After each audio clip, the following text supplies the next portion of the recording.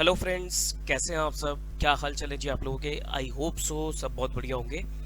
चलिए जी, तो C inter advance accounting practice batch day 11। आज जो हमारा टॉपिक रहेगा that is liquidation of companies. Topic का नाम क्या है जी? Liquidation of companies. Examination point of view से अगर बात करी जाए तो sir examination point of view से हाईली इंपॉर्टेंट चैप्टर। हमेशा इसका क्वेश्चन एग्जाम में आता ही आता है। रेंजिंग फ्रॉम 5 to 10 मार्क्स, 5 से 10 नंबर का क्वेश्चन आपके एग्जाम में इसको मिलेगा। ठीक, 5 नंबर का भी क्वेश्चन आ जाता है, 10 नंबर का भी क्वेश्चन आ जाता है। और क्वेश्चन के टाइप्स ही सर बहुत कम है और बहुत ही आसान और इंटरेस्टिंग चैप्टर है। अगर मैं 5 नंबर की बात करूं, 5 मार्क्स के लिए अगर मैं डिस्कस करूं तो 5 मार्क्स में आपके लिए कौन सा टॉपिक ज्यादा रेलेवेंट रहेगा? 5 मार्क्स के लिए 5 मार्क में वो आपसे बी लिस्ट कॉन्ट्रीब्यूटरी का क्वेश्चन पूछ सकता है। B list contributory, calculation of liquidator remuneration, ये क्वेश्चन पूछा जा सकता है। एंड आपसे amount to be distributed to equity share holder, ये पूछा जा सकता है। और प्रेफरेंशियल क्रेडिटर की कैलकुलेशन के ऊपर क्वेश्चन पूछा जा सकता है। प्रेफरेंशियल क्रेडिटर मतलब छोटे छोटे कैलकुलेशंस, छोटी छोटी calculation including B list contributory आपका 5 नंबर में पूछा जा सकता है। अगर 10 नंबर का क्वेश्चन आएगा 10 मार्क्स की अगर बात करिए तो सर 10 मार्क्स में एक ही स्टेटमेंट बनेगी आपकी, liquidator final statement of account. अगर पूरा liquidator final statement of account का क्वेश्चन आ रहा है तो वो आप 10 मार्क्स के लिए एक्सपेक्ट कर सकते हैं। ठीक, पिछले एग्जाम की अगर बात करी जाए तो पिछले एग्जाम में 5 नंबर का क्वेश्चन आया था। पिछले 2 अटेम्प्ट से आई थिंक 5 नंबर का क्वेश्चन आ रहा है। एक बार मैं आपको दिखा देता हूं पास्ट एनालिसिस कि प्रीवियसली क्या होता आया है।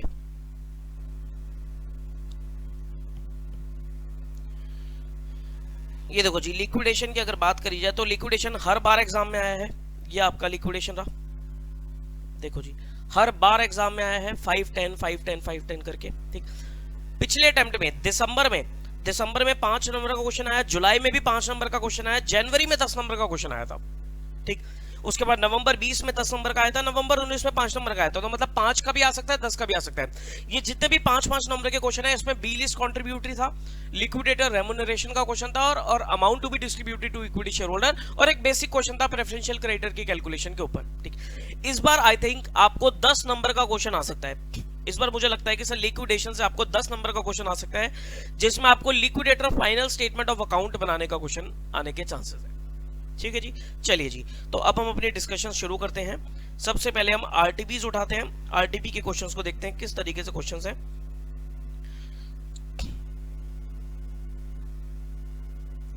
स्टार्टिंग फ्रॉम May 22 आरटीपी, ये लीजिए आपकी May 22 की आरटीपी।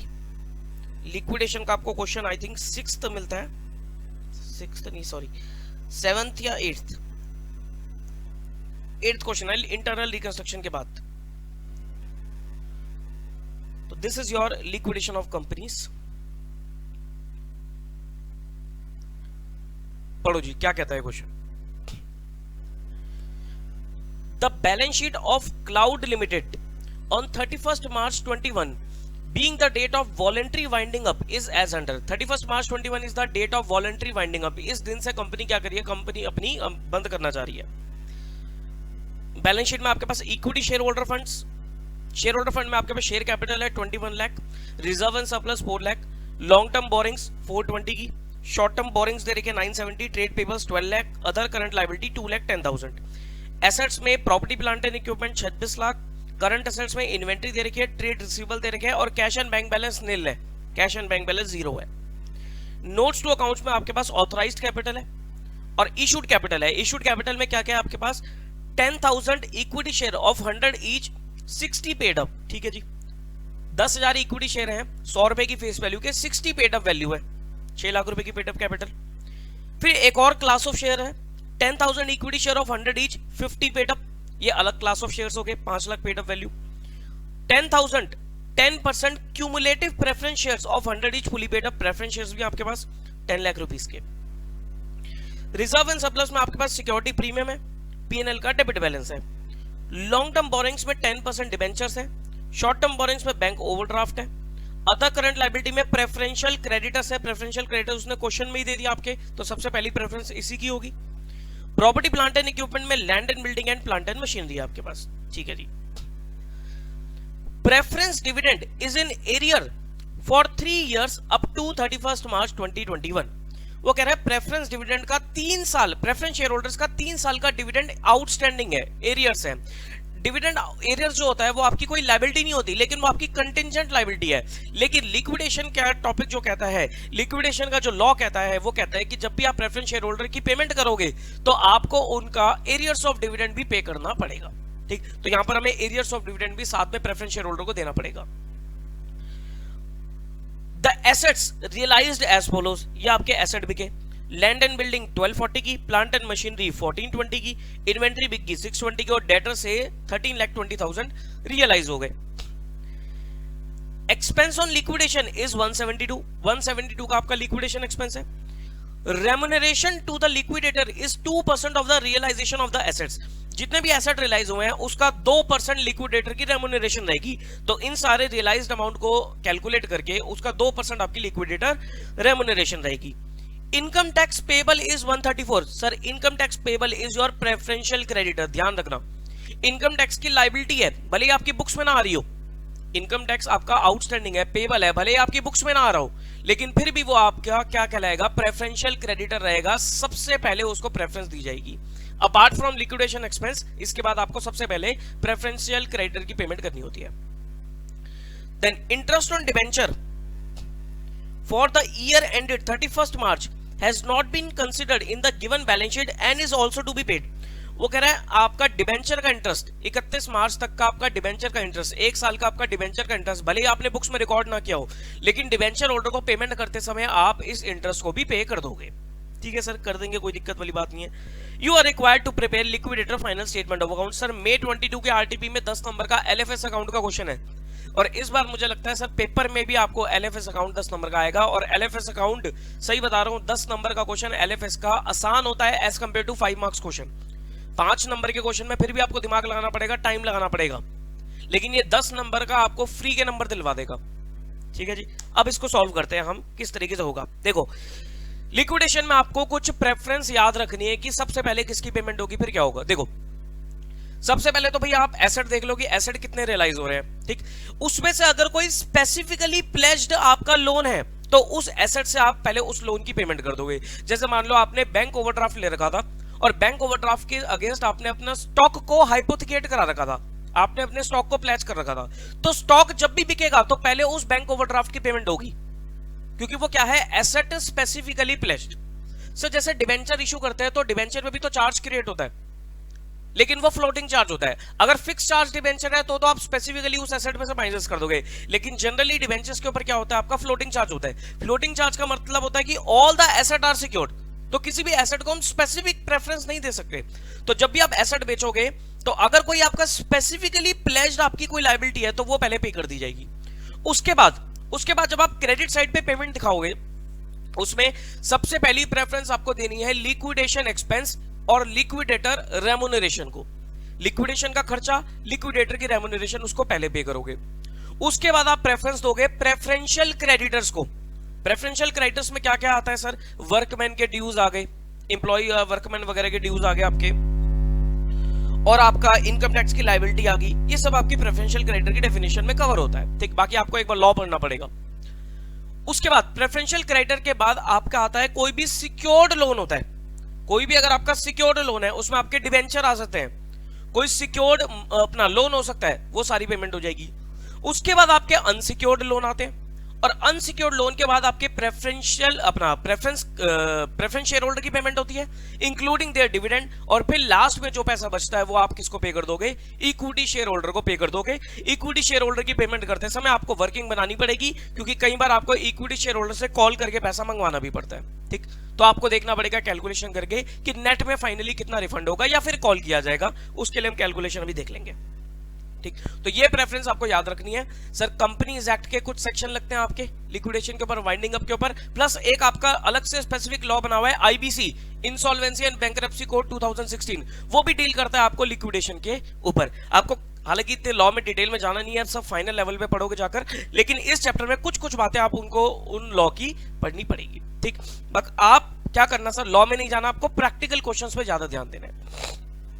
ठीक, तो ये आपका क्वेश्चन है, इसमें आपको एलएफएस अकाउंट बनाना है। तो मैं आपको सॉल्यूशंस पे लेकर चल रहा हूं, और जहां मुझे लगेगा कुछ सॉल्व करके दिखाना है तो मैं सॉल्व भी करके दिखाऊंगा। अभी सॉल्यूशन पे जाते हैं।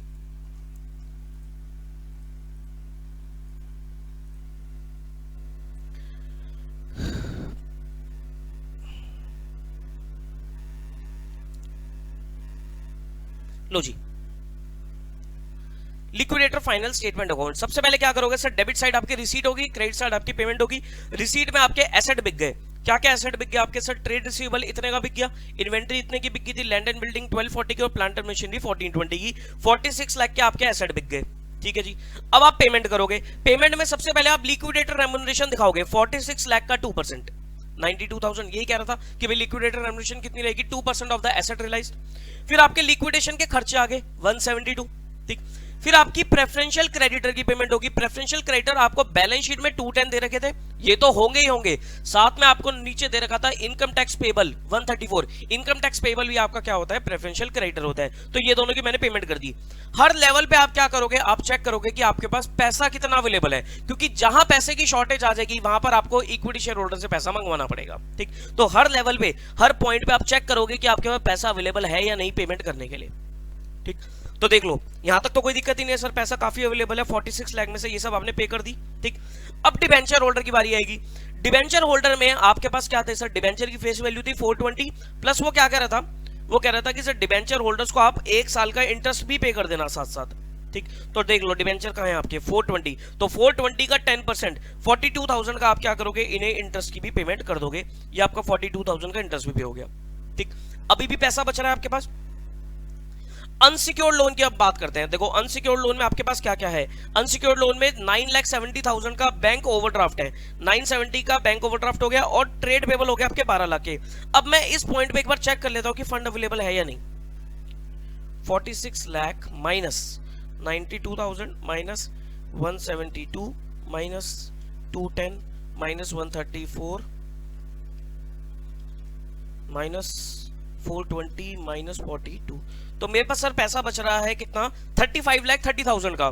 तो उसमें से मेरे बैंक ओवरड्राफ्ट 970 और ट्रेड पेबल 12 लाख पूरे पे हो जाएंगे। सर अगर मान लो कम पैसा बचता तो मैं क्या करता, तो मैं इस जो भी अमाउंट बचता उसको इनके अमाउंट की, आउटस्टैंडिंग अमाउंट की रेशो में डिवाइड कर देता। मैं किसी भी अनसिक्योर्ड को किसी भी चीज को प्रेफरेंस नहीं दे सकता। अब जैसे बैंक ओवरड्राफ्ट भी अनसिक्योर्ड है आपका, ट्रेड पेबल भी अनसिक्योर्ड है, तो मैं किसी को प्रेफरेंस नहीं दे सकता। हाँ, मैं क्या करूंगा, जो भी पैसा बचेगा उसको इनके आउटस्टैंडिंग अमाउंट की रेशो में डिवाइड कर दूंगा। ठीक, लेकिन यहां पर तो फंड अवेलेबल है तो दोनों की पेमेंट आराम से हो जाएगी। अब देखो 3530 में से 970 का ओवरड्राफ्ट पे करा और 12 लाख का आपने क्या पे करा, ट्रेड पेबल की पेमेंट कर दी, तो आपके पास पैसा कितना बच गया, 13,60,000। अब एक बार चेक करो कि सर प्रेफरेंस कैपिटल कितनी देनी है। देखो सर प्रेफरेंस कैपिटल देनी है 10 लाख रुपए, हो जाएगी पेमेंट, कोई दिक्कत नहीं है। डिविडेंड क्या कह रहा था, वो कह रहा था 10 लाख का 10%, 3 साल का डिविडेंड आउट एरियर्स है। ठीक, तो ये एरियर भी आपने पे करा 3 लाख रुपए के। टोटल जो प्रेफरेंस शेयर होल्डर को पेमेंट होगी वो 13 लाख रुपए की होगी। पैसा कितना बचा है, 13,60,000 रुपए का। तो ये दोनों पेमेंट आराम से हो सकती है, ये दोनों पेमेंट आराम से हो सकती है। अब क्या बच गया, अब सर आपके पास 60,000 रुपीज बच गए, इनकी पेमेंट करने के बाद आपके पास 60,000 रुपीज बच गए। अब क्वेश्चन आता है कि इस 60,000 को मैं इक्विटी शेयर होल्डर में कैसे डिवाइड करूं, कैसे बांटूं, उसके लिए आपको एक कैलकुलेशन करनी पड़ेगी। देखो बुक में किसी और तरीके से कर रखा है, मैं आपको एक कैलकुलेशन सिखा रहा हूं। अगर आप इस तरीकों को फॉलो कर लोगे तो भी अच्छा है, बुक की तरीके से करना, बुक की तरीके से भी कर लो, बात एक ही है। ठीक, थोड़ा सा बस इधर उधर घुमा फिरा के कर रखा है। हम देखेंगे सब बैलेंस अवेलेबल, बैलेंस अवेलेबल, कितना बैलेंस अवेलेबल है मेरे पास, 60,000 plus notional calls, plus notional calls. Notional calls का मतलब क्या होता है कि सर एज्यूम कर लो, एक बार एज्यूम कर लेते हैं कि इक्विटी शेयर होल्डर से हमने जितना भी उनका अनकॉल्ड अमाउंट था वो कॉल करके मंगा लिया। हमने एज्यूम कर लिया, हमने एज्यूम किया कि हमने इक्विटी शेयर होल्डर से उनका जो अनकॉल्ड अमाउंट था उसको मंगवा लिया। तो बताओ कितना कितना होगा, 10,000 शेयर पे आपको 40 रुपए चाहिए और इन 10,000 शेयर पे आपको 50 रुपए मंगाने। तो एज्यूम करो हमने मंगा लिए कि सर 10,000 इंटू 40 और 10,000 इंटू 50, ये आपने मंगा लिए तो कितना हो गया 4 लाख ये और 5 लाख ये। ठीक, तो टोटल कितना मंगा लिया आपने 9 लाख। तो आपके पास फंड कितना अवेलेबल आ जाएगा 960 आ जाएगा। अगर आप सारे पैसे मंगवा लेते हो तो आपके पास फंड कितना अवेलेबल हो जाएगा 960 अवेलेबल हो जाएगा, अमाउंट अवेलेबल। ठीक, अब इस 960 को आप क्या करोगे, इक्विटी शेयर होल्डर में ही बांटना है, क्योंकि अब आपने सारी पेमेंट तो कर दी है, सिर्फ इक्विटी शेयर होल्डर का पैसा बचता है। अगर मान लो सर कोई और लायबिलिटी बच रही होती तो मैं पहले इसमें से वो लायबिलिटी माइनस करता, फिर उसके बाद जो पैसा बचता उसको इक्विटी शेयर होल्डर में एलोकेट कर देता। तो मैंने मान लिया कि सर अब सारी पेमेंट तो मेरी हो गई है, इक्विटी शेयर होल्डर का पैसा बचा है। अब देखो नंबर ऑफ शेयर्स कितने आपके, नंबर ऑफ इक्विटी शेयर्स, कि ये जो 960 अमाउंट है ये कितने शेयर होल्डर्स में बढ़ जाएगा, 10 और 10 20,000 शेयर्स हैं आपके। ठीक, तो 960 को अगर आप 20,000 शेयर में बांटोगे तो पर शेयर होल्डर, रिफंड पर शेयर अगर मैं बोलूं, रिफंड पर शेयर, तो हर शेयर पे आप कितने रुपए रिफंड करोगे, 48 रुपीज रिफंड करोगे। नोशनल है ये कि आपको रिफंड इतने करने चाहिए अगर कॉल अमाउंट पूरा आ गया। अब मुझे बताओ, लॉजिकली सोचो, आप शेयर होल्डर से पहले पैसा मंगाओगे फिर उनको पैसा वापसी दोगे, क्या ये थोड़ा इलॉजिकल तरीका नहीं है कि आप इक्विटी शेयर होल्डर से पहले तो कह रहे हो कि पूरा पैसा दो फिर हम आपको रिफंड कर देंगे। भाई क्या करो, आप नेट में काम करो ना, कि जब आपको लगता है कि पैसा मंगाना भी है और पैसा पे करना भी है तो नेट में देख लो कि नेट में कितना मंगाना है या नेट में कितना पे करना है, नेट कैलकुलेशन करेंगे हम ऐसे थोड़ी ना करेंगे, हम सबको बोलेंगे पहले पैसा आप दो फिर मैं आपको पैसा लौटाऊंगा वापसी, नहीं, हम सीधा क्या करेंगे, नेट कैलकुलेशन करेंगे। लेकिन उसके लिए आपको चेक करना पड़ेगा, तो इसके लिए हमने निकाल लिया कि हर शेयर होल्डर को आप 48 रुपीज रिफंड कर दोगे। ठीक, अब आप बनाओ कि सर क्लास 1 2, ठीक, कॉल रिफंड नेट। पहली क्लास जो थी, पहली क्लास ऑफ शेयर होल्डर थे उससे आपको 40 रुपए मंगाने थे और दूसरी क्लास ऑफ शेयर होल्डर से आपको 50 रुपए मंगाने थे। रिफंड कितने करने हैं, 48। ठीक, अब देखो क्या होगा नेट में काम, कि sir first class of share holder से आपको 40 रुपए मंगाने हैं, 48 रुपीज वापसी करने हैं, तो आप क्या करोगे, आप नेट में उन्हें 8 रुपए रिफंड कर दोगे। दूसरी क्लास ऑफ शेयर होल्डर से आपको 50 रुपए मंगाने हैं, 48 रुपीज वापसी देने हैं, तो आप क्या करोगे, इन्हें 2 रुपए इनसे कॉल कर लोगे, हो गया काम पूरा। भाई नेट में काम करूंगा ना, नेट में इस तरीके से काम होगा कि first class of share holder को आप क्या बोलोगे कि आपको 8 रुपए पर शेयर रिफंड मिलेगा, क्योंकि 40 मंगाने हैं 48 वापसी देने हैं, तो आप 8 रुपए पर शेयर उन्हें वापसी दे दोगे। और जो दूसरी क्लास ऑफ शेयर होल्डर है उनसे आपको 50 रुपए मंगाने हैं, 48 वापसी देने हैं, तो आप क्या बोलोगे कि 2 रुपए पर शेयर हम आपसे कॉल कर लेंगे।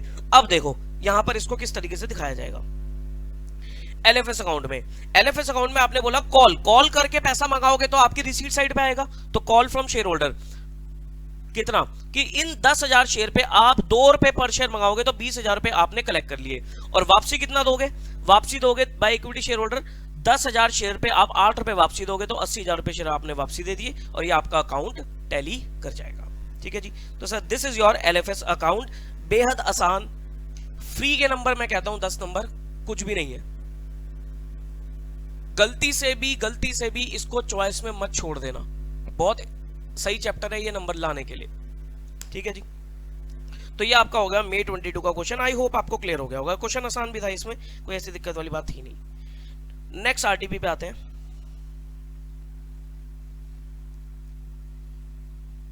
नवंबर 21,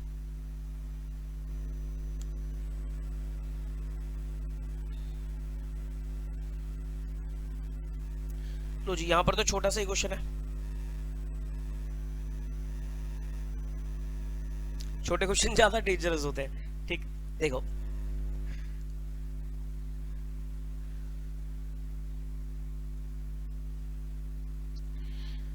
the position of Neha limited on its liquidation is as under. आपके पास 5,000 10% preference share of 100 each 60 paid up. देखो प्रेफरेंस शेयर होल्डर से आप कॉल करके पैसा नहीं मंगाओगे, उनको तो पेमेंट कर दोगे, काम खत्म। ठीक, तो 5,000 आपके 10% preference share of 100 each 60 paid up, तो इनकी पेड अप वैल्यू कितनी होगी आपकी, 5,000 इंटू 60, 3 लाख रुपए होगी। ठीक, 2000 equity share of 75 each 50 paid up, ठीक है 75 रुपीज का एक शेयर है, 50 रुपए पेड अप है, तो 25 रुपए आप उनसे 25 रुपए आपकी क्या होगी अनकॉल्ड कैपिटल होगी। Unsecured creditor is 99,000, liquidation expenses 1000, okay. Liquidator is entitled to a commission of 2% on the amount realised from calls made on contributories. वो कह रहा है सर लिक्विडेटर को आप 2% कमीशन दोगे, किसके ऊपर, जो भी अमाउंट आप शेयर होल्डर से मंगाओगे उसका 2% आप उसको क्या दोगे, कमीशन दोगे। अब यही नहीं पता कितना मंगाना है और कमीशन आपको पहले ही देनी पड़ेगी, तो यहां पर आपको एक रिवर्स कैलकुलेशन में काम करना पड़ेगा, ठीक। You are required to prepare liquidator final statement of account if the total asset realised is 3,80,400, ठीक है जी। यहां पर आपको काम करना है, कोई दिक्कत परेशानी वाली बात नहीं है, ठीक। ये 5 नंबर का क्वेश्चन आप एज्यूम मान के चल सकते हो। देखो किस तरीके से होगा।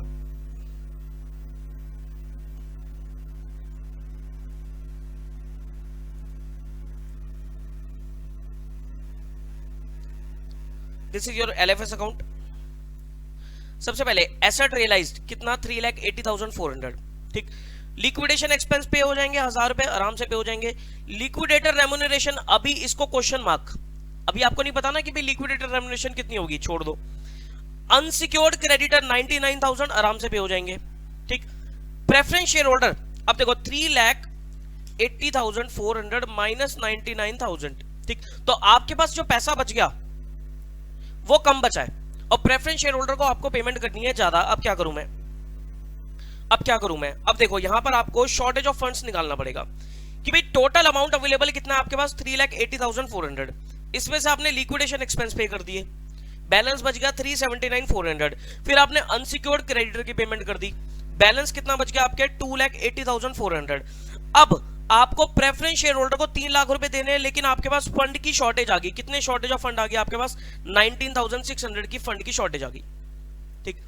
अभी भी आपने लिक्विडेटर रेम्युनरेशन पे नहीं करी है। अब क्वेश्चन आता है कि सर हम कितना पैसा शेयर होल्डर से मंगा ले, हम कितना पैसा शेयर होल्डर से मंगाएं। तो देखो यहां पर मैं एक एज्यूम करता हूं, let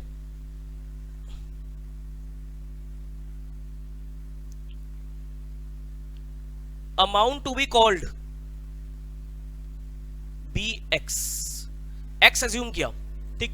amount to be called BX। अब देखो क्या होगा कि सर 19,600 में से, ध्यान से देखना कि सर 19,600 का जो आपको शॉर्टेज आ रही है, ठीक, या फिर ऐसे बोलो कि 2 लाख, कितना पैसा बचा था वो 2,80,400, कि 2,80,400 इसमें से आप X जो है amount to be called from share holder है, इसका 2% की रेम्युनरेशन दोगे, ठीक। या फिर शॉर्टेज ही ले लेते हैं ना, यहाँ 19,600 ले लेते हैं कि 19,600 माइनस X का 2% इज इक्वल टू X। यही तो इक्वेशन बनेगी कि 19,600 माइनस X का 2% is equal to X। X क्या है, amount to be called from share holder, कि 19,600 में से आपने क्या करा, रेम्युनरेशन पे कर दी, that is your amount to be called from share holder, ठीक है जी। अब यहां पर X को सॉल्व अगर आप करोगे तो कैसे निकालोगे, 19,600 minus 0.02X is equal to X, तो 19,600 इज इक्वल टू 1.02X, तो 19,600 divided by 1.02 is equal to X। तो amount to be called from share holder is 19,600 divided by 1.02, तो कितना हो गया 19,215,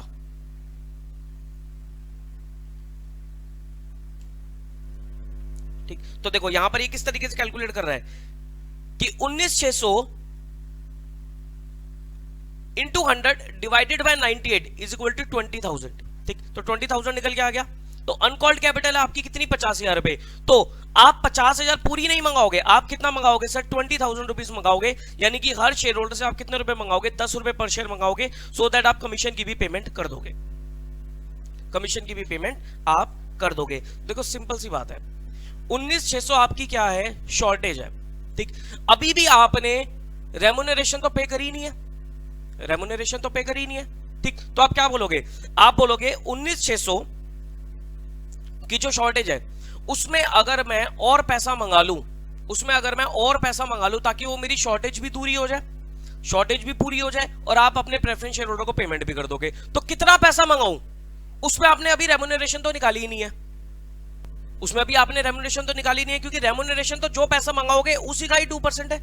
तो सिंपल सीधी बात है ना, मैं यही तो बोलूंगा कि 19,600 मेरा क्या है, 98% अमाउंट है, तो 100% कितना होगा, क्योंकि 19,600 में से अभी आपको 2% की रेम्यूनरेशन भी तो पे करनी पड़ेगी। तो 19,600 डिवाइडेड बाय 98 इंटू 100, तो आपका क्या निकल जाएगा, 20,000 रुपए। मतलब आपको 20,000 रुपए क्या करने पड़ेंगे, मंगाने पड़ेंगे, सो दैट 20,000 का 2% आप पे कर दोगे रेम्यूनरेशन, तो 400 रुपए की रेम्यूनरेशन पे करी, और ये जो 19,600 है ये आपकी जो शॉर्टेज है वो पूरी हो जाएगी। ठीक, तो इसको किस तरीके से दिखाओगे, आप यहां पर बोल दोगे कि इक्विटी शेयर होल्डर से हमने कितने रुपए मंगाए, 10 रुपए पर शेयर मंगाए, और आपने प्रेफरेंस शेयर होल्डर की पूरी पेमेंट कर दी, और रेम्यूनरेशन आपकी 400 रुपए की हो जाएगी। ठीक है जी, बोलो भाई, क्लियर है? ठीक, मैथमेटिकली काम करना पड़ेगा सर। ठीक,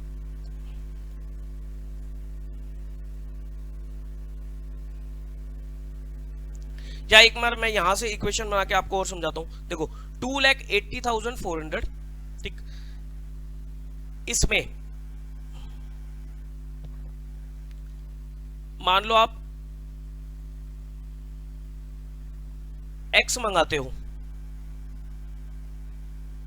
रेम्यूनरेशन भी पे करनी पड़ेगी ना, माइनस एक्स का 2% माइनस 3 लाख, या इसको 3 लाख से इक्वेट कर दो, plus X is equal to 3 lakh.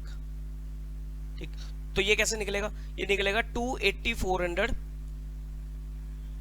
Minus 0.98 X is equal to 3 lakh.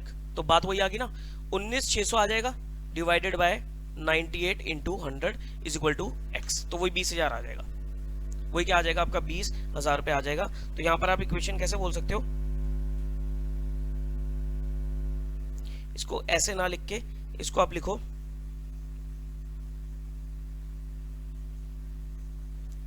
कि 2,80,400 इसमें से x का 2% आपने रेम्यूनरेशन पे करी, प्लस x अमाउंट आपके पास आ भी गया, वो आपका 3 लाख की पेमेंट होगी। भाई 280,400 तो आपके पास है ही, फिर आप x अमाउंट और मंगाओगे और x का 2% आप रेम्यूनरेशन भी पे करोगे, तो वो आपका 3 लाख पूरा करेगा। ठीक, तो आप निकाल लो कि 2,80,400 minus 0.98 x is equal to 3 lakh, तो x आपका 20,000 आ जाएगा और उसका 2% रेम्यूनरेशन पे कर दोगे। ठीक है जी, तो आप इस तरीके से भी कर सकते हो और डायरेक्टली भी यहां पर इसको इक्वेट करके कर सकते हो। ठीक है जी, चलो x अज्यूम करके भी कर सकते हो, कोई दिक्कत वाली बात नहीं है, थोड़ा माइंड लगाना पड़ेगा। Next question, May 21।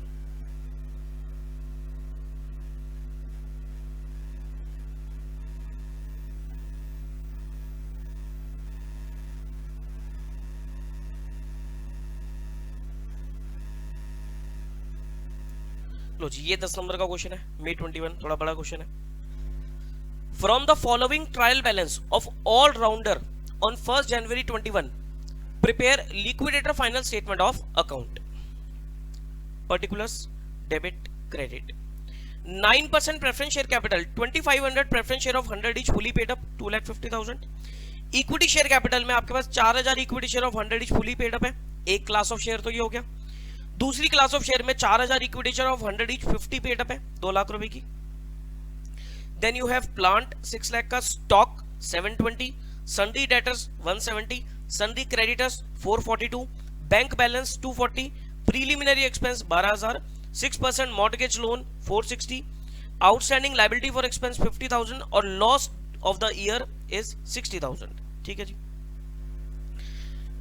Following point should be kept in mind.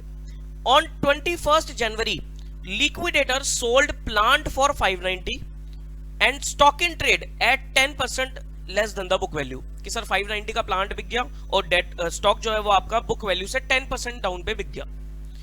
He realized 80% of the sundry debtors and incurred cost of collection of 3700.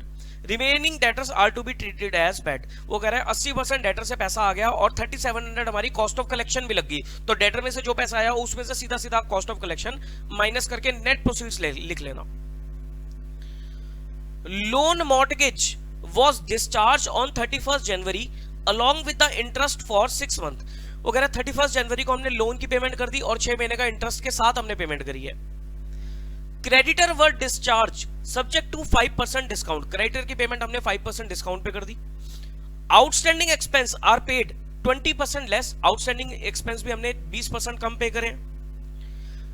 Preference share dividend is due for 1 year and paid with final payment. वो कह रहा है 1 साल का हमने preference share holder को उनका dividend भी पे कर दिया, एरियर्स ऑफ डिविडेंड था. लिक्विडेशन एक्सपेंस इज 3600 हो जाएगा.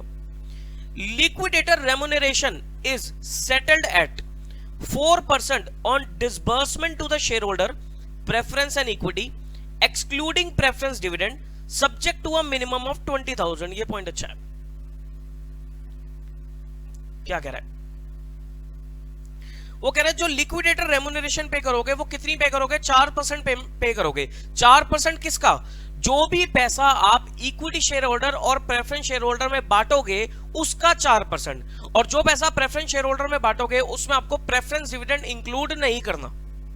यानी कि जो भी आप पैसा इक्विटी शेयर होल्डर और प्रेफरेंस शेयर होल्डर में बांटोगे एक्सक्लूडिंग प्रेफरेंस डिविडेंड, उसका 4% आपको लिक्विडेटर को रेम्युनरेशन देनी है. ठीक, अगेन रिवर्स कैलकुलेशन वाली बात आ गई कि सर लिक्विडेटर रेम्युनरेशन तो पहले चले जाती है और पैसा हम एंड में बांटेंगे तो हमें कैसे पता लगेगा? तो वही आपको एक्स अज्यूम करके काम करना पड़ेगा. कर लेंगे.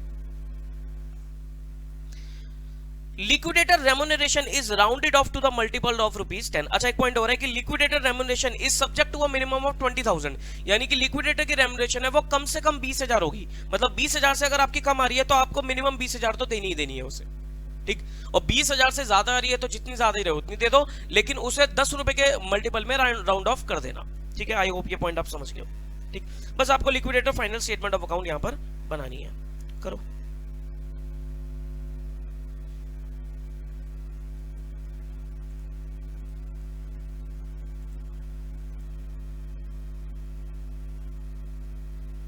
लो जी, ये आपकी एलएफएस अकाउंट.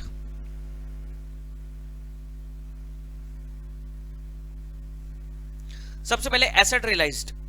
एसेट रियलाइज में बैंक ऑलरेडी था आपके पास 240 का, उसे तो यूज करोगे ही करोगे. प्लांट आपका 590 का बिका था.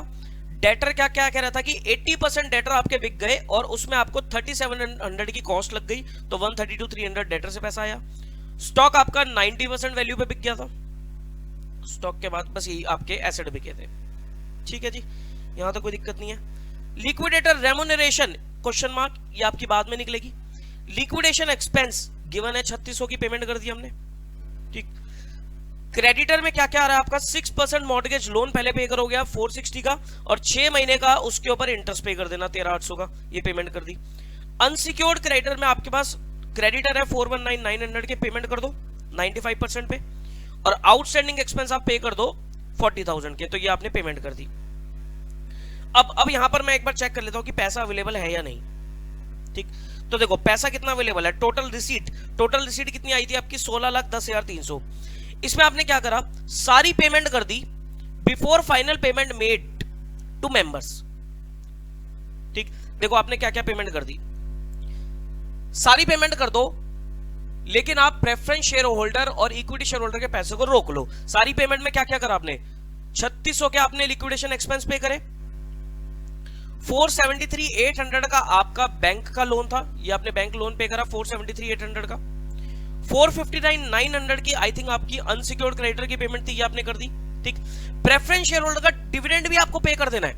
प्रेफरेंस शेयर होल्डर का डिविडेंड भी आपको पे कर देना है, क्योंकि डिविडेंड आपको प्रेफरेंस शेयर होल्डर की पेमेंट में इंक्लूड अभी नहीं करना रेम्युनरेशन निकालने के लिए. ठीक, तो डिविडेंड भी आपने पे कर दिया, कोई दिक्कत नहीं है. ठीक, ये सारा पैसा देने के बाद आपके पास कितना पैसा बच गया?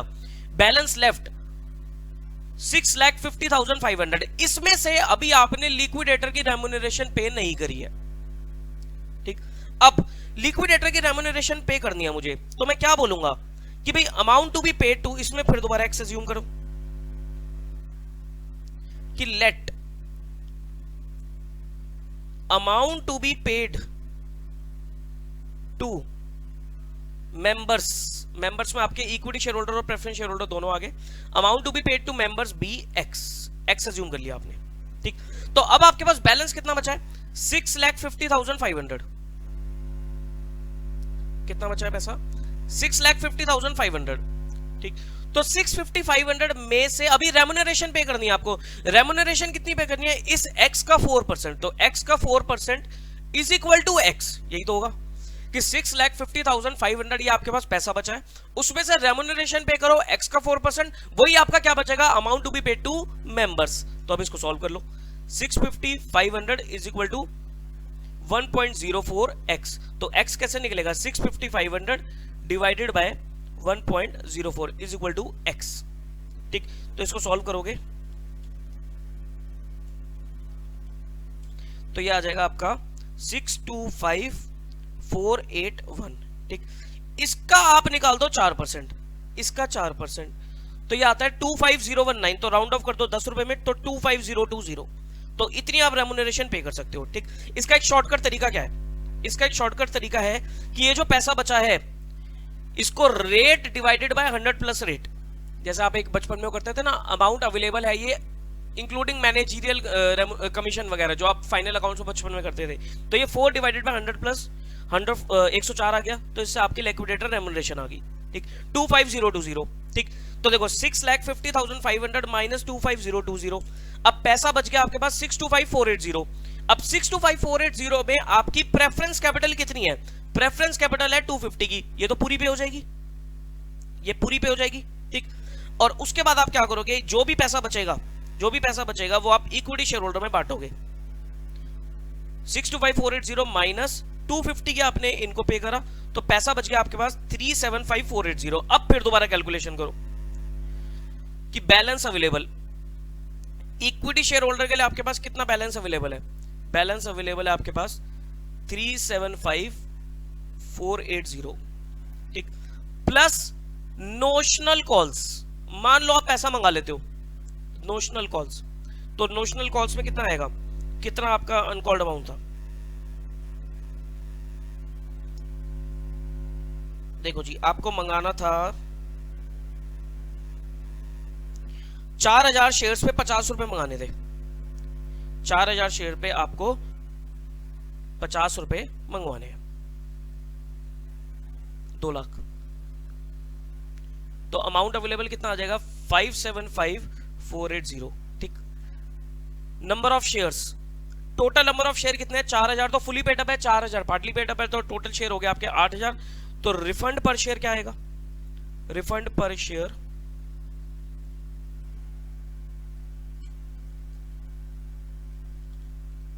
71.935 आ जाएगा रिफंड पर शेयर, ठीक। अब देखो क्लास 1 एंड 2, क्लास 1 में आपको कॉल तो कुछ नहीं करना, रिफंड करना है आपको कितना? 71.935। क्लास 2 में आपको 50 रुपए मंगाने हैं और 71.935 रिफंड करना है, तो नेट में क्या करोगे? सब क्लास 1 को तो पूरा रिफंड जाएगा 71.935 का रिफंड, ठीक, और क्लास 2 में 21.935 का रिफंड, ठीक। तो देखो क्लास 1 में आपने क्या करा?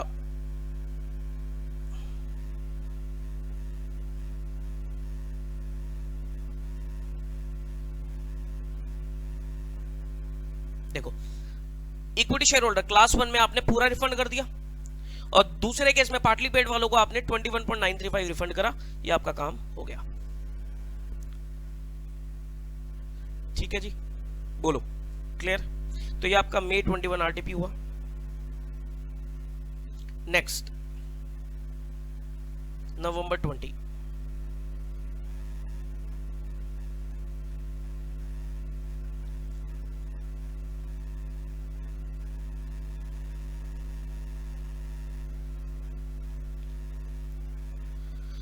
लो जी, क्वेश्चन नंबर 8 फ्रॉम November 20। ये आई थिंक स्टडी मैट में भी ऐसा क्वेश्चन। देखो, M limited resolved on 31st December 19 that the company be wound up voluntarily. The following was the trial balance extracted from its books as on that date.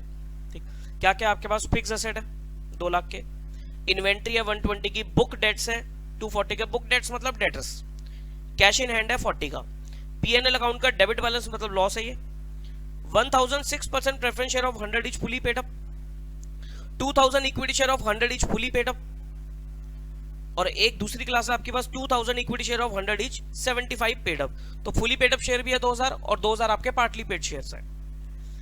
Loan from bank on security of the stock, ये देखो ये specifically pledged asset है कि stock आपका loan के against pledged है, तो जब भी आप स्टॉक बेचोगे तो पहले इस लोन को पे कर देना उसी अमाउंट से, ठीक। और जो भी पैसा बच जाएगा, अगर लोन का आउटस्टैंडिंग अमाउंट बच गया तो वो आप अनसिक्योर्ड के साथ उसे डाल देना।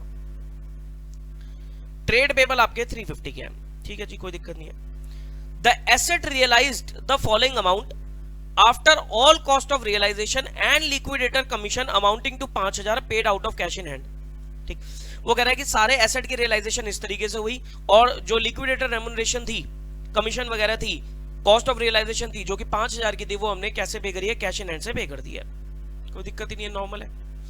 एसेट, फिक्स एसेट इतने का बिका, इन्वेंट्री इतने का बिका और ट्रेड रिसीवेबल इतने का बिका।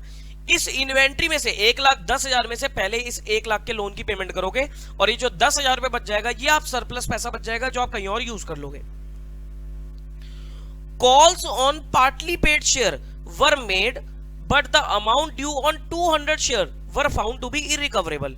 वो कह रहा है हमने जो पार्टी पेड शेयर थे उनसे पैसा मंगाया लेकिन 200 शेयर्स पे पैसा नहीं आ पाया, तो 200 को आपको बिल्कुल हटा देना है अब अपनी बुक से कि 200 पे अगर आप पैसा नहीं मंगा पा रहे तो उनको ऑब्वियसली रिफंड भी नहीं करोगे, वो तो खत्म ही हो गया आपके शेयर होल्डर।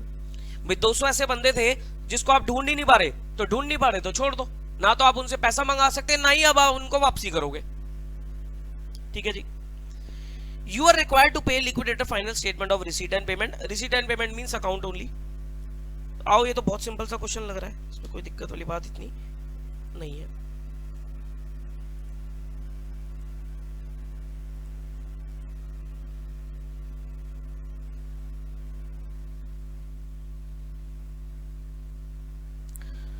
लो जी, liquidator final statement of account.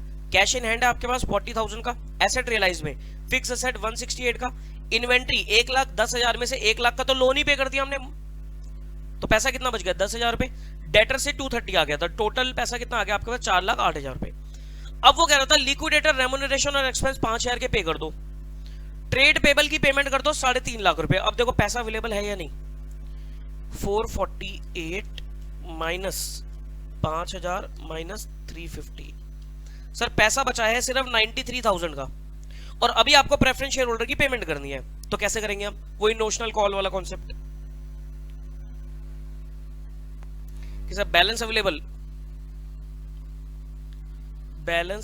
Available कितना 93,000, शेयर होल्डर से पैसा मंगाओ, नोशनल कॉल कितना पैसा मंगाऊंगा, ध्यान से देख लेना कितना पैसा मंगाऊंगा। सर 2000 शेयर पे आपके 25 रुपए अनकॉल्ड है तो उनको कॉल कर लो, लेकिन 2000 नहीं, अब 1800 लेना, क्योंकि 200 शेयर होल्डर तो आपको मिल ही नहीं रहे थे, तो 1800 शेयर्स पे ही पैसा आएगा। तो 1800 इंटू 25 कितना पैसा आएगा, 1800 इंटू 25 45,000 आ जाएगा। तो पैसा कितना हो गया 45 प्लस 93 138 अवेलेबल है। इसमें से आप पेमेंट करोगे, payment to preference share holder.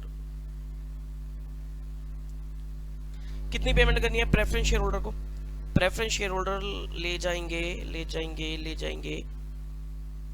1 lakh रुपए ले जाएंगे, तो प्रेफरेंस शेयर होल्डर को 1 लाख दे दिया, तो amount available for equity share holder is 38,000। Number of shares कितने हैं, 2000 तो फुली पेड और 1800 पार्टली पेड। भाई जब 200 शेयर पे तुम मंगा नहीं पा रहे तो उन्हें रिफंड भी थोड़ी ना करोगे, हटा दो उन्हें। तो 38,000 डिवाइडेड बाय 3800, तो रिफंड कितना आ जाएगा आपका, 3800 आ गया, तो रिफंड पर शेयर विल बी 10 रुपए। रिफंड पर शेयर 10 रुपीज। ठीक है जी। अब स्टेटमेंट बनाओ, क्लास 1 2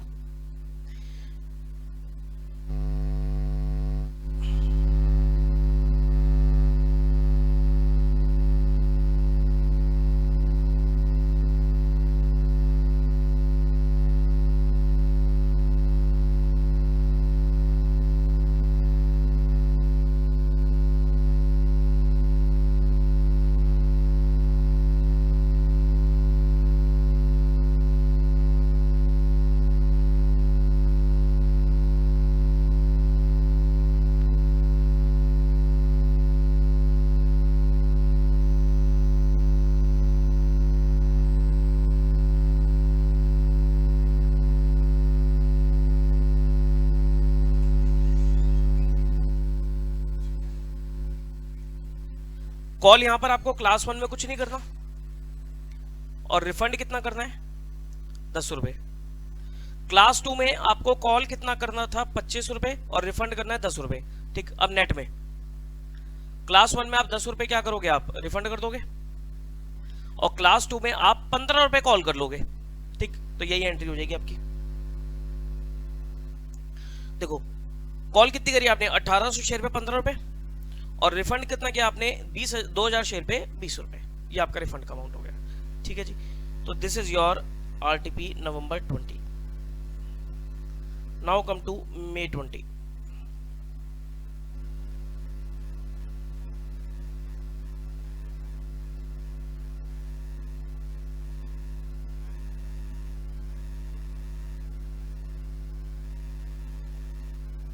सिंपल सा क्वेश्चन है, सिर्फ लिक्विडेटेड रेम्युनरेशन निकालने का क्वेश्चन है। फटाफट देखो इसे। Alpha limited is under the process of liquidation. Liquidator is entitled to receive a remuneration of 2% of the asset realised. ठीक है। 3% on the amount distributed to preferential creditor. ठीक है। And 3% on the payment made to unsecured creditor. ठीक है जी। Asset were realised 37,50,000 against which payment was made as follows. Liquidation expense 37,500 के, secured creditor 15 lakh के, preferential creditor 1,12,500 के। The amount due to unsecured creditor was 22,50,000. You are asked to calculate the total remuneration payable to liquidator. Calculation should be made nearest multiple of a rupee. ये तो simple सा question है। देखो फटाफट remuneration calculate करने का question है। Remuneration में क्या कह रहा था, वो कह रहा है 2% ऑफ द एसेट रियलाइज्ड। तो एसेट कितने रियलाइज हुए थे आपके 3750 का, तो इसका 2%। 3% payment made to preferential creditor. Preferential creditor को पेमेंट करनी है 1,12,500, तो इसका 3% 3375। इनमें तो कोई दिक्कत नहीं है। और 3% क्या कह रहा था, payment made to unsecured creditor. अब आपको ये नहीं पता कि अनसिक्योर्ड क्रेडिटर को कितनी पेमेंट जाएगी। अनसिक्योर्ड क्रेडिटर को आप कितनी पेमेंट करोगे, उसके लिए आपको पैसा चेक करना पड़ेगा, पैसा कितना अवेलेबल है। तो ये हम निकाल लेते हैं कि सर देखो 3750 आपके पास पैसा अवेलेबल था। 3750 में से आपने 37,500 के तो लिक्विडेशन एक्सपेंस पे करे। ठीक है जी। 1,12,500 की आपने प्रेफरेंशियल क्रेडिटर को पेमेंट करी। ठीक है जी। 36 लाख। कुछ आपने रेमुनरेशन भी पे कर दी, 75,000 एक पे कर दी और 3375 एक पे कर दी। तो अभी भी कितना बच गया 3521,625। 3521,625 में से 15 लाख के आपने सिक्योर्ड क्रेडिटर पे कर दिए। कितने बच गए, अब पैसा बच गया आपके पास 2021,625 और अनसिक्योर्ड क्रेडिटर है 2250। इट मींस अनसिक्योर्ड क्रेडिटर की पेमेंट पूरी नहीं हो सकती। अगर तो पूरी हो जाती फिर तो 2250 पे ही आप सीधा रेट लगा देते, लेकिन अब आपके पास पैसा बचा है कम। लेकिन ध्यान रहे ये जो 20,21,625 है, ये जो 20,21,625 है, इसमें से अभी भी आपको रेम्युनरेशन पे करनी है on the amount paid to unsecured creditor. तो फिर वही इक्वेशन बनाओ, let amount paid to unsecured creditor be X. ठीक, तो 20,21,625 में से एक्स का कितना परसेंट था, एक्स का 3% इज इक्वल टू एक्स, कि भाई amount to be paid to unsecured creditor is equal to 20,21,625 minus X का 3%। तो क्या आ जाएगा 20,21,625 is equal to 1.03x। Solve कर लो तो x आ जाएगा कुछ आपका, amount paid to unsecured creditor will be 20,21,625 divided by 1.03, तो आ जाएगा आपका 1962,743। तो इसका आप क्या निकालोगे 3%, तो 3% इसका कितना आएगा, ये आ जाएगा कुछ 58883, 58883। तो देखो 58883 ठीक आ रहा है, 58882 एक ही बात है, राउंड ऑफ कर दिया, 58882 आ रहा है, ठीक। या फिर आप कैसे कर सकते हो, वही मैंने आपको बताया था कि जो भी आपके पास पैसा बच गया 20,21,625 इंटू 3 डिवाइडेड बाय 103, तो ये सीधा सीधा आपकी रेम्यूनरेशन आ जाएगी 58882। तो दिस इज योर रेम्यूनरेशन। तो टोटल रेम्यूनरेशन कितनी जाएगी 137257। क्लियर है? तो ये आपके हो गए सर आरटीपी के क्वेश्चंस। अब हम आते हैं पास्ट एग्जाम क्वेश्चंस की तरफ। हर पेपर में क्वेश्चन है इसका, तो आपके पास टोटल 5 क्वेश्चंस अभी हमें और करने हैं, ठीक है जी। चलिए जी पास्ट एग्जाम क्वेश्चंस पे आते हैं। आइए जी, नवंबर 19 का पेपर है ये। इसमें आपको मिलेगा क्वेश्चन नंबर 3 का बी पार्ट, 5 मार्क्स का क्वेश्चन है, about calculation of liquidator remuneration. देखिए जी 3 का बी पार्ट क्या कहता है, A liquidator is entitled to receive remuneration at the rate of 5% of the asset realized and 8% of the amount distributed to the unsecured creditors। ठीक है, अभी ऐसे question हमने किया। लिक्विडेटर रेम्यूनरेशन कैसे निकलेगी आपकी, 5% ऑफ द एसेट रिलाइज, जो भी अमाउंट रिलाइज हुआ है फ्रॉम द एसेट उसका 5%, and 8% of the amount distributed to the unsecured creditors. Unsecured creditor को जो भी पैसा दोगे उसका 8%, ठीक है। एसेट रियलाइज्ड इज 13,75,000, तो पहले तो 13,75,000 का 5% निकल जाएगा। उसके बाद आपको चेक करना है पेमेंट, ठीक। अब देखो 13,75,000 मेरे पास है, अब मैं इसको डिसबर्स करता हूं, पे करता हूं। पेमेंट कैसे कैसे होगी, सबसे पहले लिक्विडेशन एक्सपेंस 1375 में से 13,000 के लिक्विडेशन एक्सपेंस गए, ठीक है जी, ये गया पूरा। प्रेफरेंशियल क्रेडिटर को वो कह रहे हैं अनसिक्योर्ड क्रेडिटर ले लेना, तो इसको छोड़ देते हैं। 1375 का 5% लिक्विडेटर रेम्यूनरेशन 68750, 68750 ये रेम्यूनरेशन आप पे करोगे, तो 1375 माइनस 13,000 माइनस 68750, ठीक है जी। बच गया कितना बैलेंस, 12,93,250। 12,93,250 में से 1 लाख ये भी पे कर दो, ठीक है जी। बचा कितना बैलेंस 11,93,000, इतना पैसा बच गया। तो यानी कि प्रेफरेंशियल क्रेडिटर्स, ये जो आपके अनसिक्योर्ड क्रेडिटर है, इसकी तो फुल पेमेंट हो जाएगी, तो आपको सीधा सीधा इसका भी क्या करना है 8% निकाल देना है। तो लिक्विडेटर रेम्यूनरेशन आपका कैसे निकलेगा 68750 प्लस 88,500, 88,500 का 8%, दैट इज 7080। तो टोटल विल बी 75,830, ठीक है जी। ये आपका एलआर आएगा। देखो जी आंसर देखें,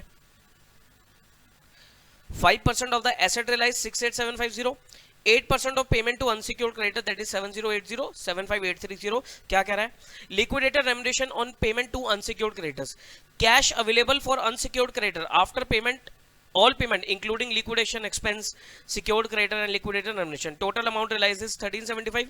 इसमें से expense पे करे 13,000 के, secured creditor को पे करा और liquidation remuneration पे करी, तो आपके पास कितना पैसा बच गया, आपके पास बच गया 11,93,000।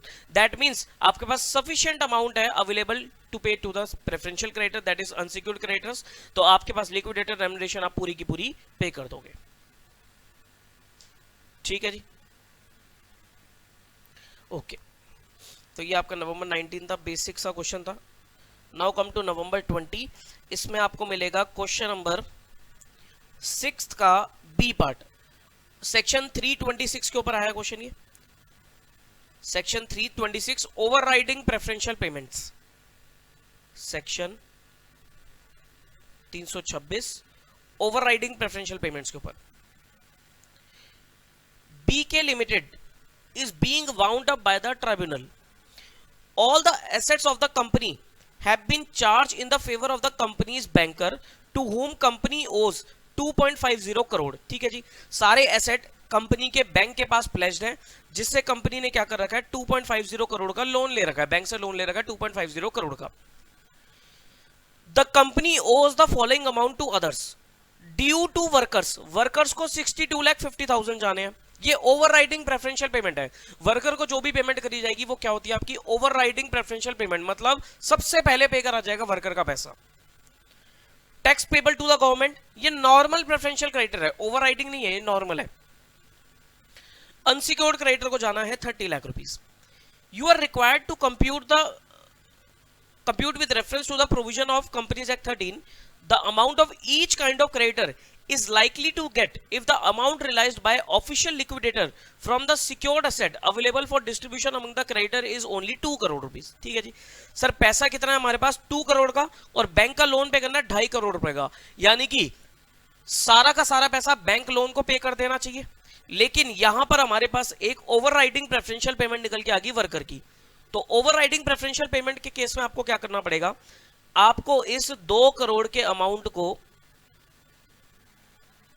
इसमें से हिस्सा निकालना पड़ेगा ओवरराइडिंग प्रेफरेंशियल पेमेंट का, that is 62,50,000 divided by 2 crore 50 lakh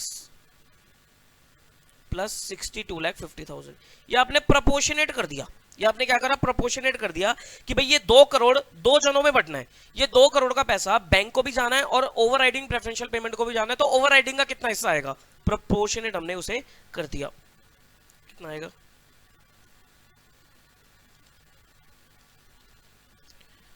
3,12,50,000 6250 divide by 3,12,50,000 into 2 crore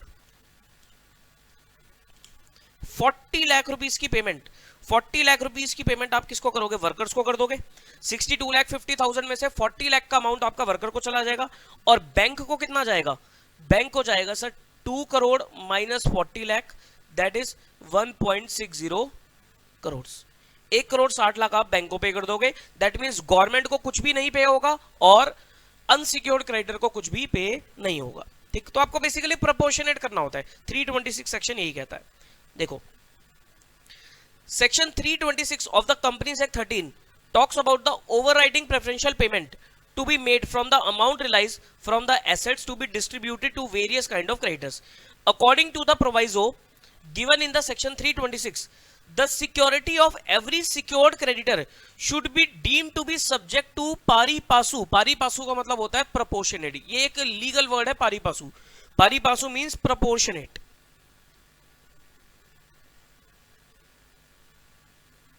ठीक, pari passu change in favor of workmen to the extent of their portion। तो कैसे निकलेगा, workmen's share to secured asset that is amount realized into workmen dues divided by workmen dues plus secured loan. तो ये करके आपका निकल जाएगा workman share on the secured asset is 40 lakh. तो amount available to secured creditors 200 lakh minus 40 lakh that is 160 lakh. No amount is available for the payment of government dues and unsecured creditors. ठीक है जी, तो this was your November 2020। Now January 21, जनवरी में मिलेगा आपको question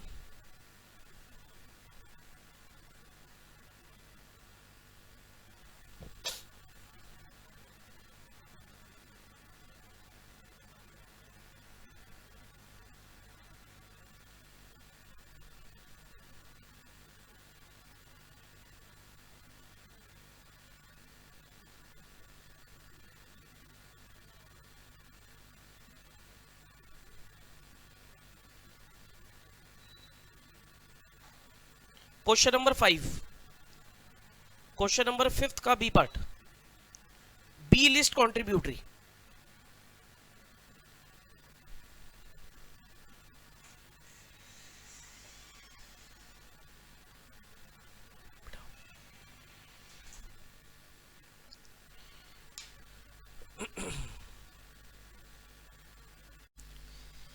क्या कहता है ये क्वेश्चन, in the winding up of a company certain creditors could not receive the payments out of the realization of assets and out of contribution from a list contributory।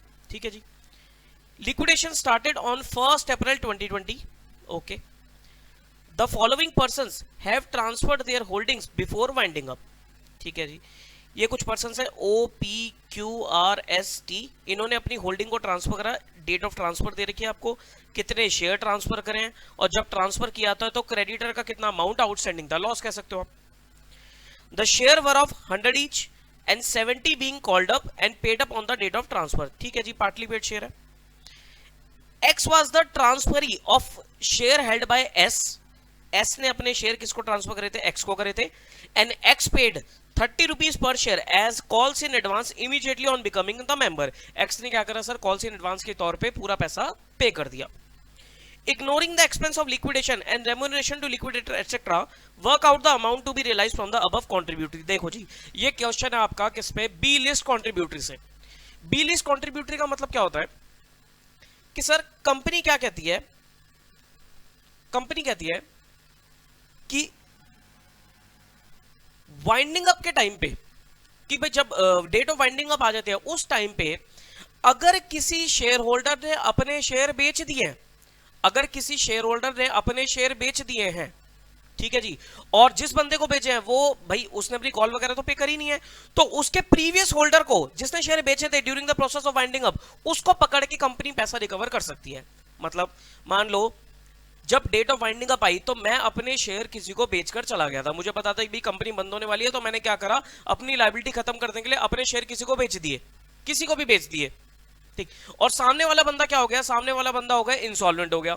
अब कंपनी उस इंसॉल्वेंट बंदे से तो पैसा रिकवर कर नहीं सकती, तो कंपनी मेरे पास आ जाएगी पैसा मांगने, भले ही मैं शेयर होल्डर हूं या ना हूं, लेकिन कंपनी मेरे पास आ जाएगी पैसा मांगने कि भाई जो अनकॉल्ड कैपिटल है वो आपको पे करनी पड़ेगी। ठीक, इस कॉन्सेप्ट को बोलते हैं B list contributory. List A contributory कौन से होता है, लिस्ट ए का मतलब होता है कि सर जो ऑलरेडी शेयर होल्डर है वो लिस्ट ए कॉन्ट्रीब्यूटरी है, उसमें से सर जो बंदा पैसा दे पा रहा है तो वो तो अच्छी बात है, लेकिन जो बंदा पैसा नहीं दे पा रहा तो उसके प्रीवियस ओनर को भी पकड़ा जा सकता है to recover the amount, to recover the uncalled capital. ठीक, प्रोवाइडेड कि सर वो जो ट्रांसफर है वो विद इन अ ईयर होना चाहिए from the date of liquidation, की लिक्विडेशन से 1 साल के अंदर अंदर ये काम हो जाना चाहिए। तो हमारी लिक्विडेशन की डेट क्या है, 1 अप्रैल 2020, तो उसके 1 साल के अंदर अंदर जितने भी ट्रांसफर हुए हैं उसको आपको पकड़ना है, यानी कि 1 अप्रैल 19 से लेकर 1 अप्रैल 2020 तक के ट्रांसफर देख लो। जो 1 अप्रैल 19 से पहले का ट्रांसफर है उसको नहीं पकड़ सकते, वो तो बी लिस्ट कॉन्ट्रीब्यूटरी नहीं है। तो इसमें हमारे पास कौन सा नहीं आएगा, पी नहीं आएगा, पी को काटा लगा दो कि सर पी ने ट्रांसफर कब किया था, 2 फरवरी 19 को, तो पी बी लिस्ट कॉन्ट्रीब्यूटरी नहीं है, तो पी को काटा लगा दो। बाकी इन सबको OQRST को पकड़ा जा सकता है। इसमें एक पॉइंट और है कि सर एस ने जो ट्रांसफर करे थे वो एक्स को करे थे, और एक्स ने पहले ही अपना 30 रुपीज पर शेयर जो आपका अनकॉल्ड कैपिटल थी वो as a calls in advance company को दे दी थी, तो सर एस से भी रिकवर नहीं हो सकता, क्योंकि एस का जो ट्रांसफर ही था एस का जो ट्रांसफर ही था एक्स, उसने पैसा पे कर दिया, तो फिर उससे थोड़ी ना मांग लोगे। ठीक, तो अब हमारे पास कितने बंदे बच गए, ओ बच गया, क्यू बच गया, आर बच गया और टी बच गया, इनसे रिकवर हो सकता है। ठीक, अब रिकवर कितना होगा इसके लिए आपको ध्यान देना है। रिकवर में आपको देखना है सर मैक्सिमम कितना रिकवर कर सकते हो, जितना उससे पैसा मंगाना है उतना ही रिकवरी कर सकते हो। भाई लॉस जो है, लॉस के लिए जितना वो कंट्रीब्यूट करेगा या उससे जितना पैसा कॉल करना है, विच एवर इज लोअर। ठीक, इसके लिए आपको एक टेबल बनानी पड़ेगी। देखो टेबल किस तरीके से बनेगी, ये कुछ टेबल बनेगी। आपने पकड़ा किन किन बंदों को, ओ के 1000 शेयर है, क्यू के 200 शेयर है, आर के 1400 शेयर है और टी के भी 1400 शेयर्स है। ठीक है जी, सबसे पहले डेट वाइज काम करते हैं। सबसे पहले सर 4 अप्रैल को किसने ट्रांसफर करे थे, ओ ने ट्रांसफर करे थे। जब ओ ने ट्रांसफर करे तो कंपनी के क्रेडिटर का आउटस्टैंडिंग अमाउंट कितना था, 42,000। ठीक, तो इस 42,000 के लॉस को एलोकेट कर दो between O, Q, R and T in their shares ratio, उनकी शेयर की रेशो। शेयर की रेशो क्या है, 1000, 200, 1400 और 1400। तो ऐसे आपने उनका लॉस एलोकेट किया, तो ओ के हिस्से में 10,500, क्यू में 2100, फिर 14,700 और 14,700। ठीक है जी, फिर 8 सितंबर को क्रेडिटर का अमाउंट बढ़कर कितना हो गया, 57,000। ठीक, 42,000 तो पहले ही एलोकेट हो गया, तो एडिशनल आपका कितना अमाउंट और आ गया, 15,000 एलोकेट हो गया। 15,000 आपका क्रेडिटर का अमाउंट और बढ़ गया। तो इस 15,000 को किस में एलोकेट करोगे, सर ओ तो पहले ही बेच के चला गया तो ओ को हटा दो। अब क्यू, आर और टी को इन देयर 200, 1400 एंड 1400 रेशो, तो अमाउंट कितना आ गया, 1000, 7000 और 7000। फिर 11 नवंबर को क्रेडिटर का अमाउंट बढ़कर कितना हो गया 85,000, तो 28,000 का और लॉस हो गया, तो 28,000 किस में एलोकेट करोगे, between R and T only equally. और 1 मार्च को क्रेडिटर का अमाउंट हो गया 95, तो ये 10,000 का लॉस एडिशनल किस में एलोकेट करोगे, टी में एलोकेट कर दिया आपने, ठीक। तो टोटल लॉस जो वो शेयर करेंगे, ओ शेयर करेगा 10,500, क्यू शेयर करेगा 3100, आर करेगा 35,700 और टी भी करेगा, टी करेगा 45,700, ठीक। अब इतना इनके हिस्से में लॉस आ रहा है, तो मैक्सिमम कितना आप पैसा मंगा सकते हो, कि सर मैक्सिमम आप मंगा सकते हो जितना उनका लॉस है, या uncalled capital which ever is lower, इससे ऊपर पैसा नहीं मंगा सकते। तो इनकी लाइबिलिटी कितनी बनती है भाई, कंपनी में शेयर होल्डर की क्या होती है, लिमिटेड लाइबिलिटी होती है, तो उनकी लाइबिलिटी कितनी बनती है 30 रुपए पर शेयर के हिसाब से। ओ की लाइबिलिटी बनती है 30,000 रुपए, 30 इंटू 1000। क्यू की बनती है 200 इंटू 30, 6,000 रुपए। आर की 42,000 और टी की 42,000। तो विच एवर इज लोअर, तो सर ओ के केस में लोअर आ गया 10,500, इतने मंगा लो। क्यू के केस में लोअर आ गया 31,000, इतने मंगा लो। आर में आ गया 35,700, इतने मंगा लो। और टी में आ गया सर 42,000, इतने मंगा लो। दैट मीन्स क्रेडिटर को पूरी पेमेंट नहीं हो पाएगी, क्योंकि ये सारे मिलाकर कितनी पेमेंट दे सकते हैं 91,300। तो क्रेडिटर को जो पेमेंट होगी वो लास्ट कितनी होगी 91,300। 95,000 में से सिर्फ 91,300 की पेमेंट हो पाएगी। 3700 का जो लॉस है वो कौन बियर करेगा, वो क्रेडिटर को बियर करना पड़ेगा, क्योंकि शेयर होल्डर से आप मैक्सिमम कितना पैसा मंगा सकते हो सर, जितनी उनकी अनकॉल्ड कैपिटल है, उससे ऊपर पैसा तो आप मंगा ही नहीं सकते, ठीक है जी। ये वाली चीज आ गई, ठीक। अब नोट्स में देख लो क्या कह रहा है, वो कह रहा है P will not be liable to pay any amount because he has transferred the share 1 year before the date of winding up. और S is also not liable to pay because जो ट्रांसफरी एक्स था उसने अपना 30 रुपए पर share का balance as a calls in advance पहले ही दे दिया था, ठीक। तो ये आपका बी लिस्ट कॉन्ट्रीब्यूटरी का सर एक सिंपल सा क्वेश्चन होता है, टेबल बना के आपको ये काम करना होता है, ठीक है जी। नेक्स्ट जुलाई 21, यहां देखते हैं क्या क्वेश्चन आया।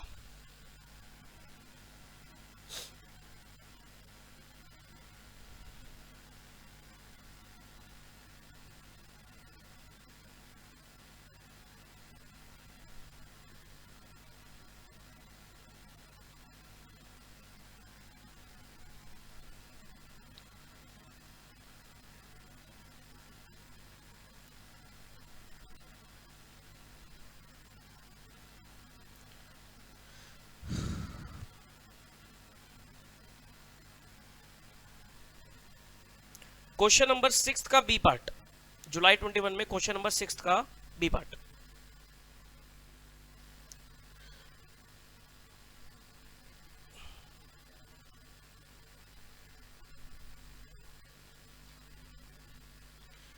The different categories of shareholders of Earth Limited who went into liquidation on 1st April 21 were as follows। ये इनके सर 3 classes of shareholders हैं। 32,000 equity share of 100 each, 80 paid up। 48,000 equity share of 100 each, 35 paid up। और 12,80,000 of equity share of 10 each, 7 paid up। यहां sir star लगा लेना। देखो अगर तो फेस वैल्यू सेम है तब तो कोई दिक्कत नहीं है, जो मैंने आपको तरीका बता रखा उसमें कर लो। लेकिन जब फेस वैल्यू अलग हो जाती है तो हमें रुपीस में इसको कन्वर्ट करना पड़ेगा, वो भी बताता हूं कैसे करना है। You are required to distribute the surplus money among the different categories of shareholder if the surplus available with liquidator after discharging all the liability is 32 lakh rupees. वो कह रहा है सर सरप्लस कितना अवेलेबल है, 32 लाख का अवेलेबल है, तो आपको अमाउंट बांटना है, ठीक। कैसे करेंगे सर, तरीका वही लगाता है। देखो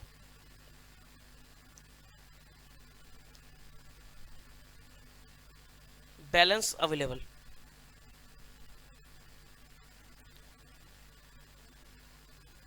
$32 lakh plus notional calls. Notional calls देखो, नोशनल कॉल्स में क्या डालोगे आप, 30, मान लो सारा पैसा दे देते हैं तो 32,000 पे 20 रुपीज मंगा लो। 32,000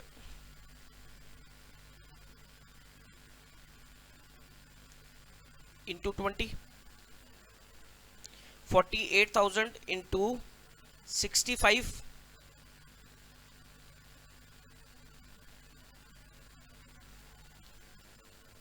और 12,80,000 इंटू 3,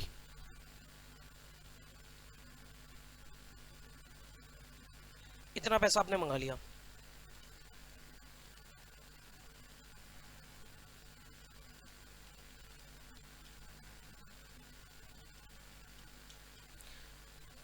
गया आपका 76 लाख मंगा लिया आपने, 76 लाख मंगा लिया, तो टोटल अमाउंट अवेलेबल कितना आ गया 76 प्लस 32 लाख,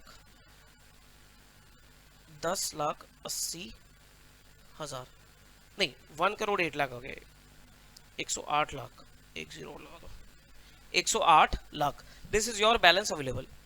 ठीक, अब देखो, अब आप यहां नंबर ऑफ शेयर्स मत कर देना, यहां नंबर ऑफ शेयर्स नहीं करोगे, आप करोगे share capital. Share capital, share capital कैसे निकालोगे सर, अमाउंट में निकाल लो, 32,000 इंटू 100,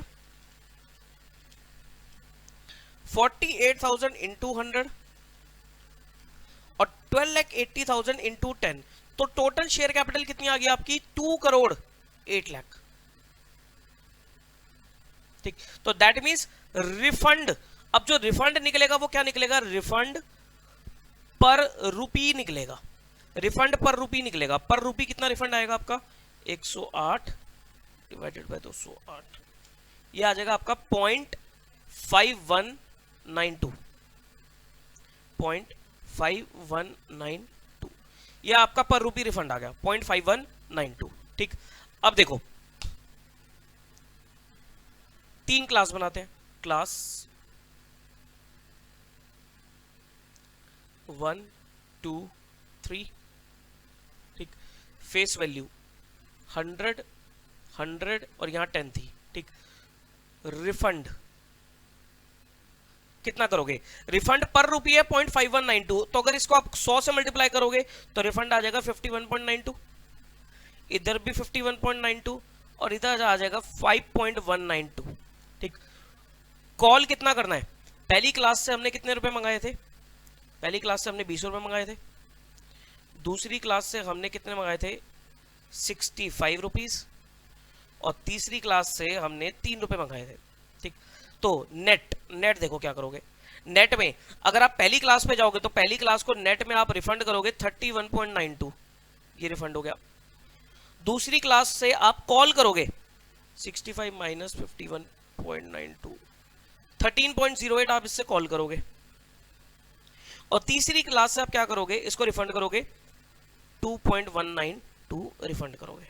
ठीक, तो टोटल निकाल लो, नंबर ऑफ शेयर से मल्टीप्लाई कर दो, तो 32,000 इंटू 31.92, 1021,440। आओ जी चेक कर ले एक बार, वेरीफाई करते चलते हैं।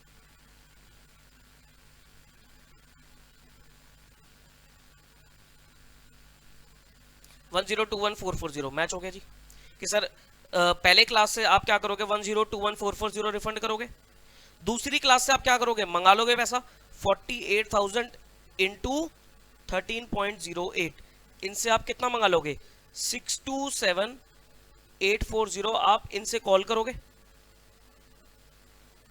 627,840 इनसे कॉल कर लोगे, और तीसरी क्लास 12,80,000 इंटू 2.192, ये हो जाएगा आपका 2805,760, ये आप इनको रिफंड कर दोगे, 2805,760 रिफंड हो जाएगा। ठीक है जी, तो इस तरीके से आप कैलकुलेशन कर लेना, बाकी बुक में थोड़ा सा अलग तरीके से करा है, आपको उस चक्कर में नहीं जाना, आपको ये तरीका फॉलो कर लेना चाहिए, मेरे हिसाब से ये सिंपल है। ठीक, एंड लास्ट इज योर दिसंबर 21, दिसंबर 21 में आपके पास आया होगा कौन सा क्वेश्चन,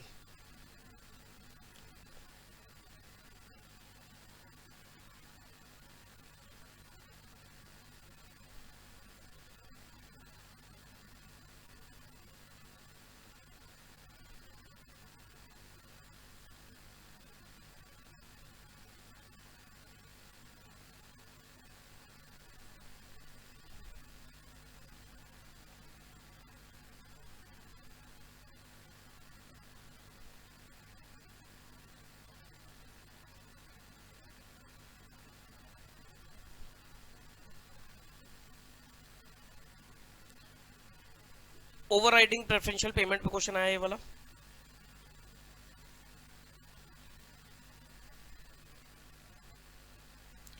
क्या कहता है क्वेश्चन नंबर 6 का A part, a liquidator is entitled to receive a remuneration of 3% on the asset realised and 4% on the payment made to creditors and company bankers. ठीक है जी। The asset were realised for ₹80 lakh. All the asset of the company have been charged to the company bankers to whom company owes 1 crore rupees। ठीक। The company owes the following amount to others। Workers का due है 25 लाख का, ये क्या है आपकी overriding preferential payment है। Other preferential creditor को 20 लाख रुपए दिए, अनसिक्योर्ड क्रेडिटर को 10,50,000 रुपए आउटस्टैंडिंग है। With reference to the provision of Companies Act 13, you are required to calculate the amount payable to these all people। ठीक, सबसे पहले वर्कर की बात करेंगे तो ओवरराइडिंग प्रेफरेंशियल पेमेंट सेक्शन कौन सा लगेगा, section 326, section 326। Overriding preferential payment का सेक्शन क्या कहता है कि भाई देखो आपके एसेट सिक्योर्ड, एसेट रियलाइज हुए हैं 80 लाख के, लेकिन आपको जो अमाउंट पे करना है टू द कंपनी बैंकर्स वो कितना है, 1 करोड़ रुपए इसका है। तो आप क्या करोगे सर, इनको प्रोपोर्शनेट कर दोगे।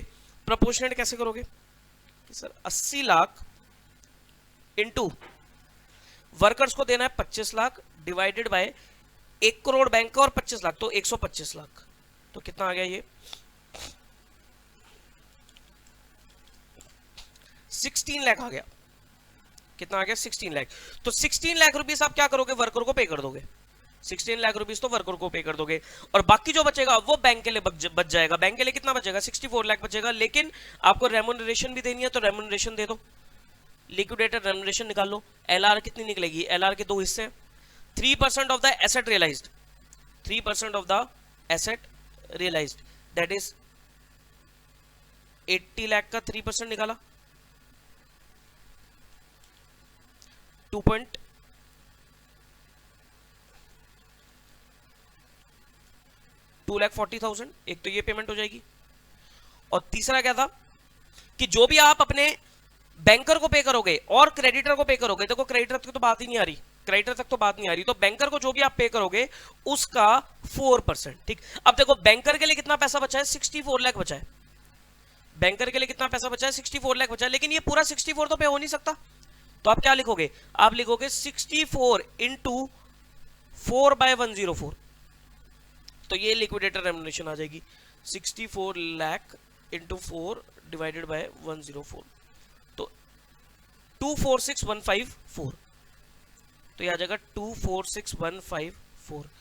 तो ये टोटल कितना आ गया इनका 246,154 प्लस 240 486,154। ये लिक्विडेटर को रेम्यूनरेशन जाएगी। और बैंक को कितनी पेमेंट हो जाएगी भाई, 80 लाख में से 16 लाख ये चले गए, 80 लाख में से 16 लाख वर्कर्स को चले गए, 486,154 लिक्विडेटर को चले गए और बाकी जो बैलेंस बचा 59,13,846 ये बैंक को चला गया। 59,13,846 ये बैंक को चला गया। और प्रेफरेंशियल क्रेडिटर और अनसिक्योर्ड क्रेडिटर को सर 0, इनको कुछ भी पेमेंट नहीं होगी। ठीक, तो आप इसको थोड़ा सा प्रेजेंटेबल बना के सॉल्व कर लेना। बात समझ में आई है भाई। ये तो वही वाली मैंने कैलकुलेशन करी कि भाई जो 64 लाख बचा है इसमें आप क्या करोगे, बैंकर के लिए कितना पैसा निकालना है। तो मान लो बैंकर को आपको देना है x, तो 64 लाख माइनस x का 4% इज इक्वल टू x। तो एक इक्वेशन बनाकर आप क्या करोगे, 64 lakh into 4/104 is equal to liquidator remuneration, और फिर आप जो रेम्यूनरेशन काट के जो पैसा बचेगा वो पे कर दोगे टू द कंपनी बैंकर्स। ठीक है जी। तो ये था आपका दिसंबर 21 का क्वेश्चन। देखो आप 5-5 नंबर के क्वेश्चन आपको ज्यादा देखे हैं, तो इस बार उम्मीद है liquidator final statement of account का क्वेश्चन आने की। ठीक, एलएफएस अकाउंट का क्वेश्चन 10 नंबर का आ सकता है इस बार एग्जाम में। आरटीपी में भी इन्होंने एलएफएस अकाउंट का ही क्वेश्चन डाला हुआ है। ठीक है जी। बाकी क्वेश्चन बहुत सिंपल आएगा, बहुत ईजी आएगा, आराम से इसको आप करके आ सकते हैं। ठीक है जी। चलिए फिर, तो सर लिक्विडेशन का चैप्टर हमारा पूरा हो गया। अब हम मिलेंगे अगली क्लास में विद द टॉपिक ऑफ, कौन सा टॉपिक करें,